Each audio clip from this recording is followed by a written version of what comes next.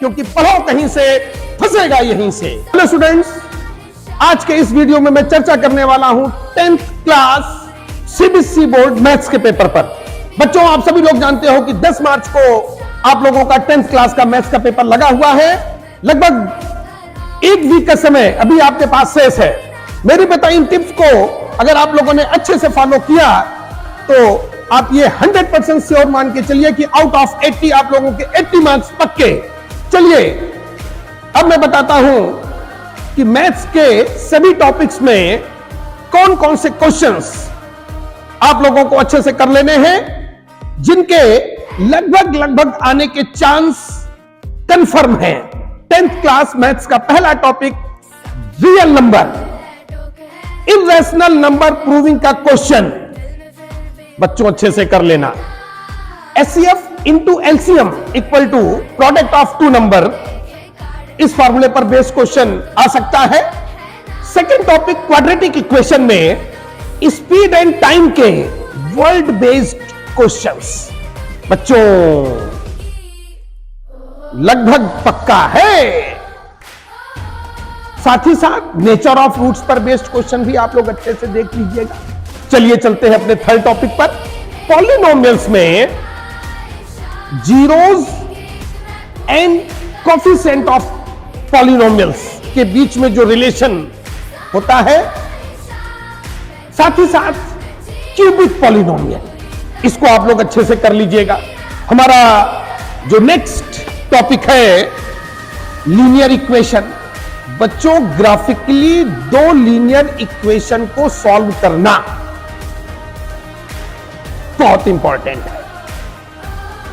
साथ ही साथ एलिमिनेशन एंड सब्स्टिट्यूशन मेथड के थ्रू लीनियर इक्वेशन को सॉल्व करना, इसको भी आप लोग देख लीजिएगा। इसके बाद चलते हैं अपने नेक्स्ट टॉपिक अरिथमेटिक प्रोग्रेशन।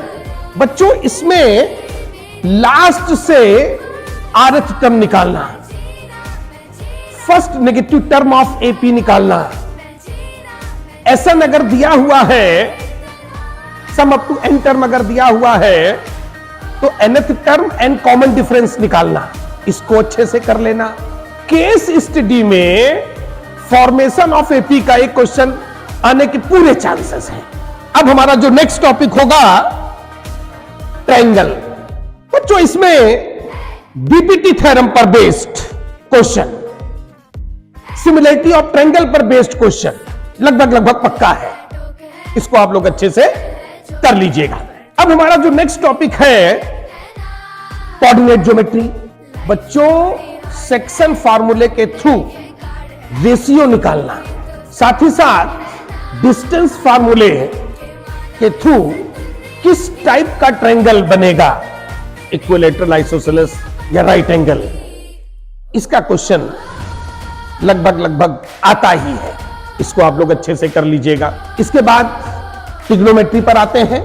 इसमें ट्रिग्नोमेट्रिक वैल्यू निकालने का क्वेश्चन और ट्रिग्नोमेट्रिक आइडेंटिटीज के थ्रू प्रूविंग के क्वेश्चंस, ये कंफर्म है, लगभग हर साल आता है। इसको भी आप लोगों को अच्छे से रिवाइज कर लेना है।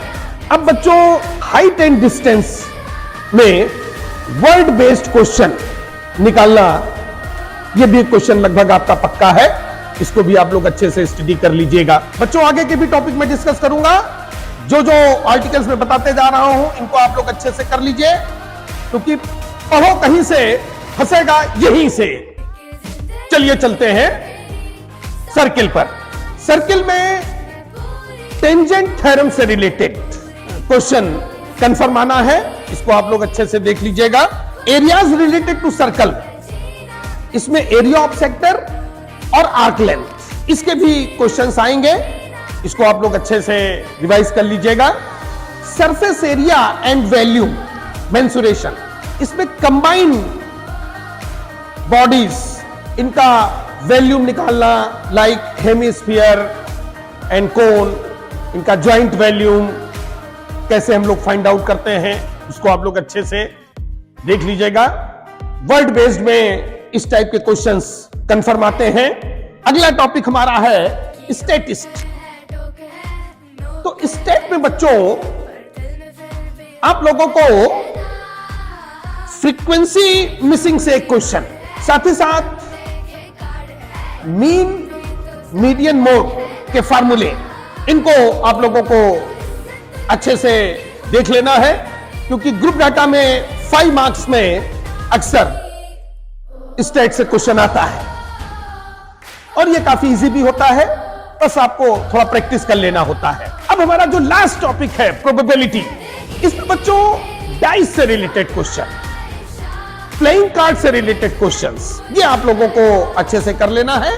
तो ये पूरा एक एनालिसिस हमारा 10th मैथ का है। जिन आर्टिकल को मैंने बोला है, इनको आप लोग अगर अच्छे से कर लोगे तो आप ये पक्का मान के चलिए कि आपके 80 में से 80 नंबर बिल्कुल पक्के हैं, क्योंकि पढ़ो कहीं से फंसेगा यहीं से।